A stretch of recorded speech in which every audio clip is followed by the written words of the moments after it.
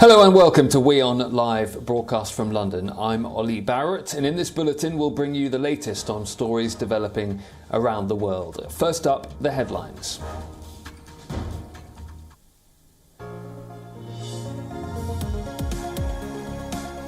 The Taliban hold face-to-face talks with EU and US envoys in Qatar as Afghanistan's new government pursues its diplomatic push for international support.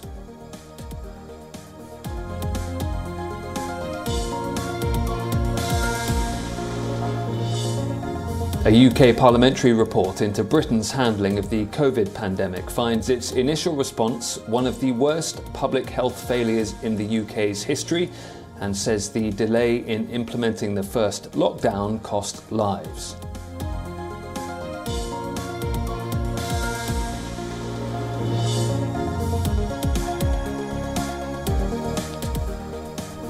North Korean leader Kim Jong-un blames the United States for tensions on the Korean peninsula and accuses the South of hypocrisy as he opens an exhibition showcasing his nuclear-armed country's weapons.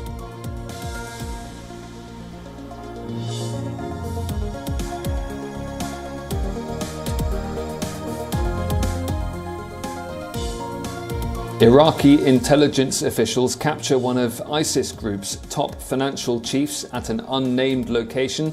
Sami Jassim, who had a $5 million bounty on his head, served as one of the key deputies of Abu Bakr al-Baghdadi.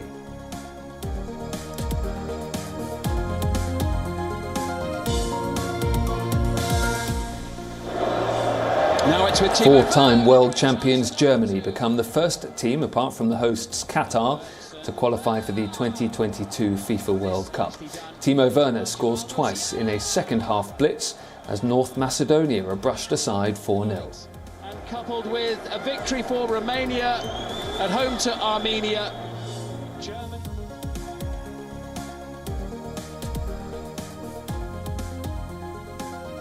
And the new Superman is bisexual. DC Comics reveals the Man of Steel will be in a same-sex relationship.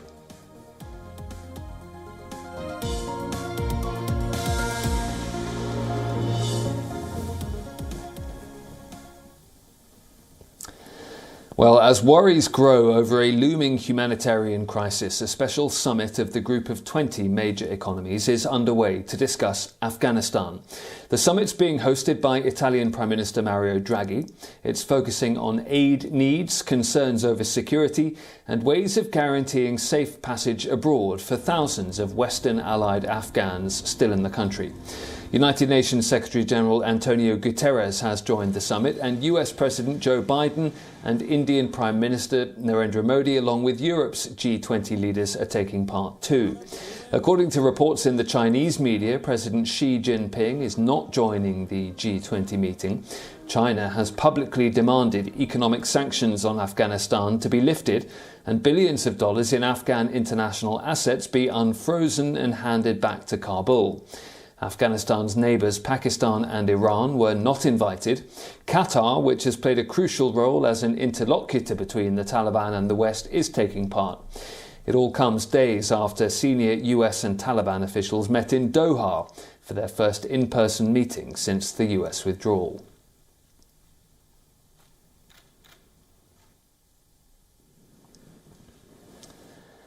A parliamentary report looking into the UK's handling of the COVID-19 outbreak says the country's early response was one of the worst public health failures in UK history.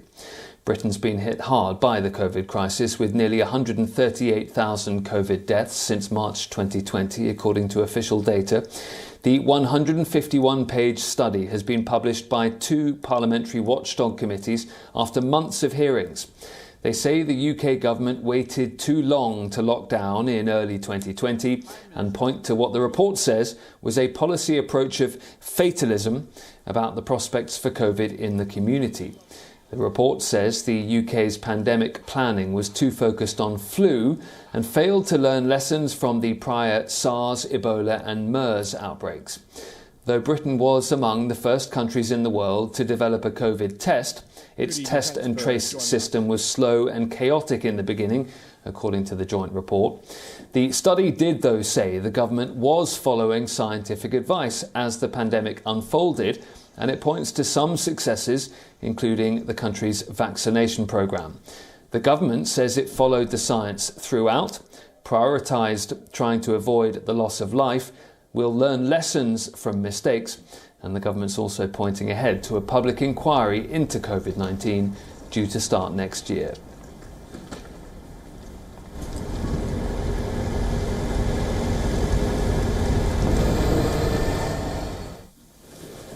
North Korean leader Kim Jong-un has blamed the United States for tensions in the Korean peninsula. Kim Jong-un's defended Pyongyang's weapons program, claiming it's necessary in the face of a hostile United States and a military build-up in South Korea. Kim's given a speech at an exhibition of North Korean weapons and has vowed to build an invincible military. But Kim Jong-un said North Korea is arming for self-defence and is not looking to start a war with anyone. Last month, North Korea performed its first missile tests in 6 months, including nuclear-capable weapons that could reach targets in South Korea and Japan, such as US military bases there. But it's also said it's open to talks with South Korea if conditions are met. The United States, meanwhile, has said it is willing to hold diplomatic talks at any time with North Korea. Pyongyang says it's not interested, as long as Washington maintains its sanctions. South Korea's National Security Advisor Soo Hoon is expected to meet with his American counterpart Jake Sullivan in Washington to discuss North Korea later. When he arrived in Washington on Monday, Soo told reporters he planned to discuss a proposal to formally declare an end to the 1950 to 1953 Korean War, which ended in an armistice and not a formal peace treaty.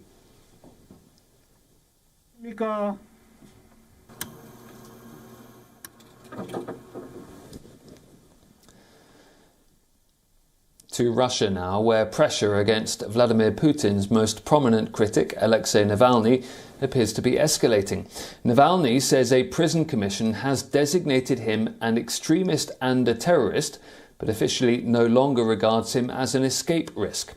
Navalny said on social media channels that he'd been summoned before a commission at the prison, which voted unanimously in favour of the change of status. The Kremlin critic is currently serving 2.5 years in prison for parole violations. Jailed Kremlin critic Alexei Navalny said on Monday that a prison commission had designated him an extremist and a terrorist, but that he's no longer considered a flight risk. Posting on Instagram, the 45-year-old said he had been summoned before a panel, which voted unanimously in favour of the status change. The decision marks a further escalation of pressure against President Vladimir Putin's fiercest domestic critic. Navalny is currently serving 2.5 years in prison for parole violations he says were fabricated to thwart his political ambitions. He made light of the announcement, saying that he was glad he was no longer considered prone to escape and would therefore be subjected to less frequent and stringent nighttime checks by guards. "It's just that there is now a sign over my bunk that I am a terrorist," said Navalny in the Instagram post, which was published with the help of his lawyers. There was no immediate confirmation from Russian authorities of the change in Navalny's status. The Federal Penitentiary Service did not immediately reply to a request for comment. Navalny's movement suffered a fresh blow back in June when a court ruled its activities to be extremist. Last month, Russia opened a new criminal case against him that could keep him in jail for a further decade. Sami Jassim, a senior member of the Islamic State, said to be a former deputy to slain leader Abu Bakr al-Baghdadi and tasked with overseeing the group's finances, has been arrested by Iraq's security forces. Iraqi Prime Minister Mustafa al-Kadhimi announced the development in the fight against the jihadist group.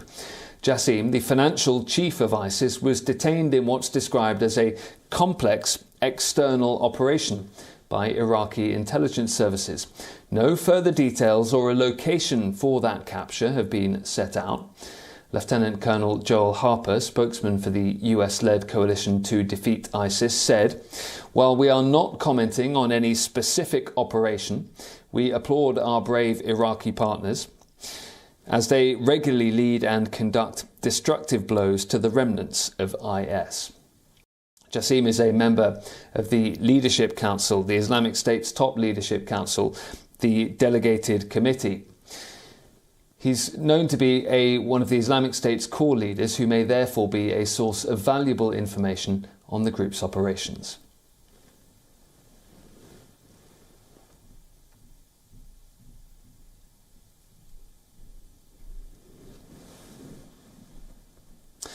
The latest World Health Report on climate change and health calls for transformational action in every sector, including energy, transport and finance. It says the public health benefits of ambitious climate actions far outweigh the costs. Many countries around the world have committed to a goal of net zero emissions by 2050 to avert the worst of global warming. But without putting a price on carbon emissions, it may be hard for governments to move closer to that goal. Establishing global carbon pricing at the upcoming climate conference in Glasgow could be one of the mechanisms to achieve that. Some 25,000 took to the streets in Brussels ahead of COP26, the United Nations Global Climate Conference beginning at the end of October in Glasgow, Scotland. This year's meeting aims to secure far bolder action from the nearly 200 countries that signed the 2015 Paris Agreement to limit global warming to 1.5 degrees Celsius and achieve a climate-neutral world by mid-century. Global carbon pricing is one of the mechanisms they hope will achieve that. A word from protester Martine Chaput. Regarding the climate, we have been told for years that we must act. If we had had the same dynamism for the climate, we would not be where we are today. It is time for people to sort things out by order of priority, and climate is the top priority. Please put a price on carbon. That's Francesco Sorace, the CEO of Europe's biggest energy distributor, Enel. No, we're not fully on track on the net zero short-term goal. And we need to get there in the short term. That means by now to 2030, if we want to have hope to get to full net zero by 2050 or earlier. Many countries have committed to a goal of net zero emissions by 2050. But without putting a price on CO2, it is hard for governments to force polluters to cut emissions without disadvantaging them unfairly, for investors to assess their risks, or for companies to know what costs lie ahead. Bob Dudley, the former head of oil company BP and now chair of the Oil and Gas Climate Initiative trying to help the fossil fuel industry decarbonize, said a proper valuation of emissions was one of his group's 5 main goals. Theodor Swedmark at European power engineering group ABB said aligning carbon-based trade policies was one of the business community's main requirements from COP26. The World Bank says only 22% of global emissions were covered by pricing mechanisms last year. And the International Monetary Fund put the average global price at a mere $3 a ton.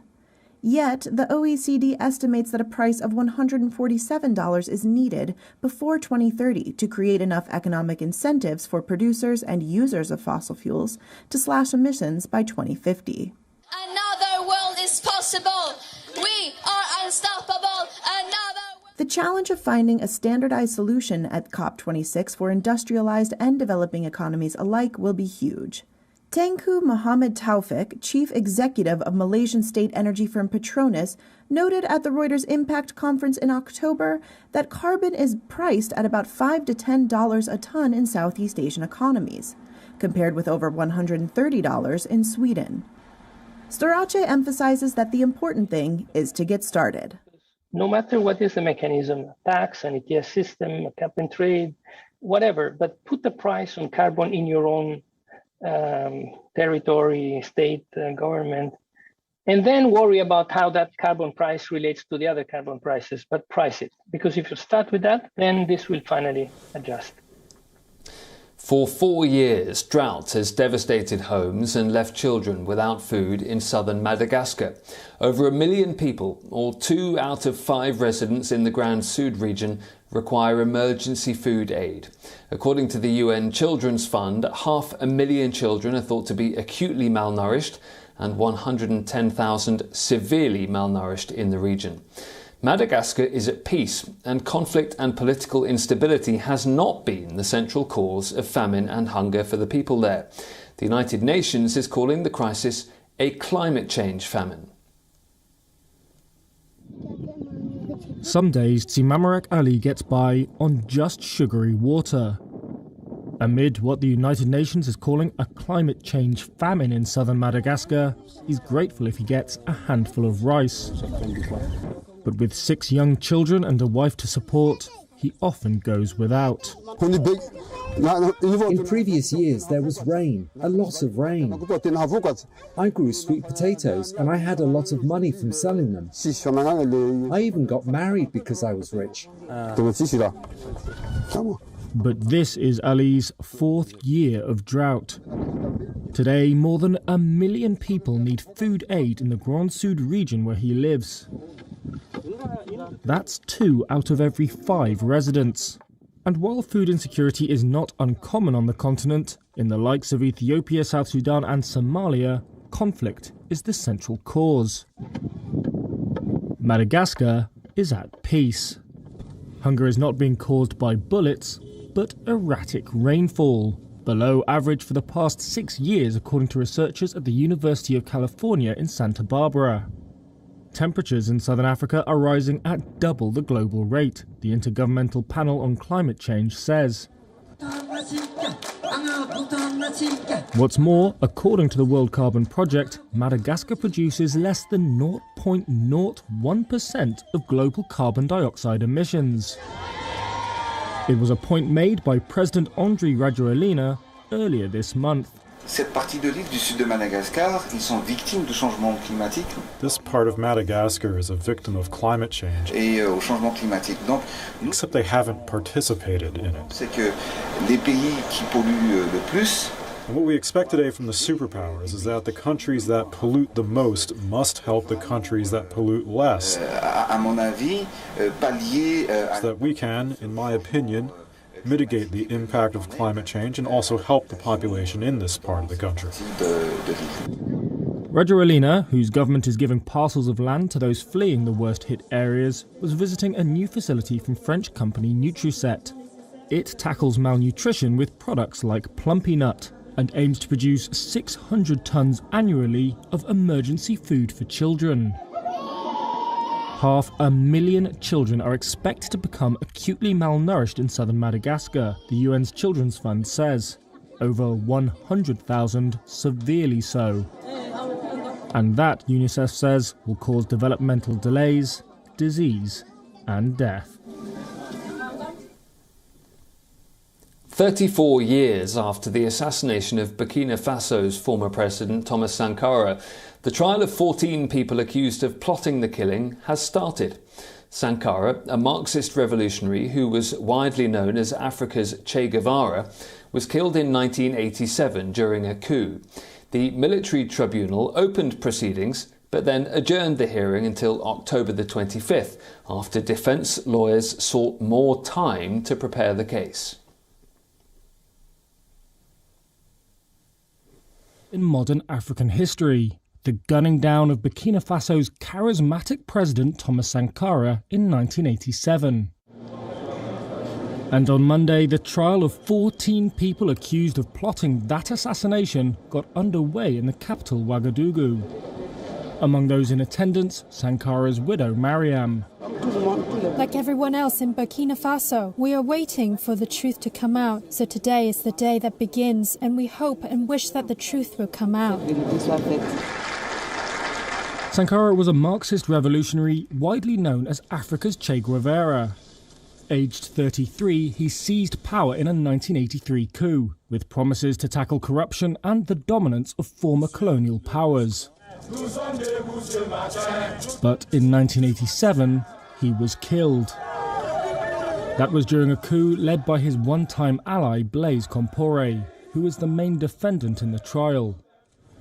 The former president has always denied involvement in Sankara's death and lives in exile in Ivory Coast, having been ousted in 2014. He was charged in absentia in April with complicity in the murder. Also charged in April was his right-hand man, General Gilbert Diendéré. He's among the 12 out of 14 accused who are appearing at the military tribunal. They have all pleaded not guilty. One other defendant, Compaore's former head of security, Hyacinth Kafando, is also being tried in his absence.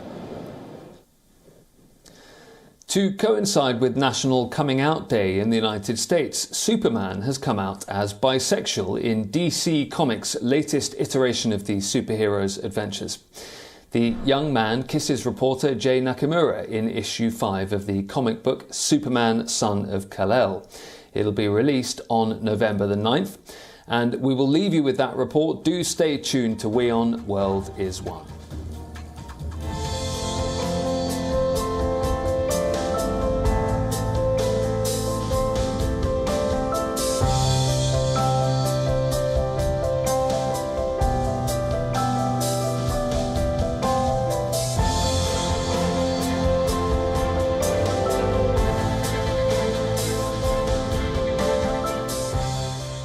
It's not a gimmick. It's when I was offered this job, I thought, well, if we're going to have a new Superman for the DC universe, but it feels like a missed opportunity to have another straight white savior. And we didn't want this to be DC Comics creates new queer Superman. We want this to be Superman finds himself, becomes Superman, and then comes out.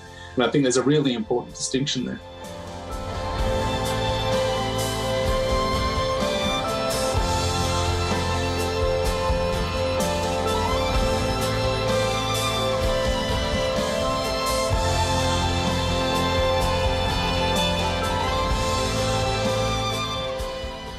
As powerful as hope, faster than fate, and able to lift us all.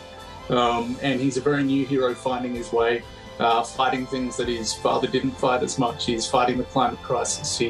He's working for refugees. And people saying for the first time ever, they're seeing themselves in Superman, something they never thought was possible.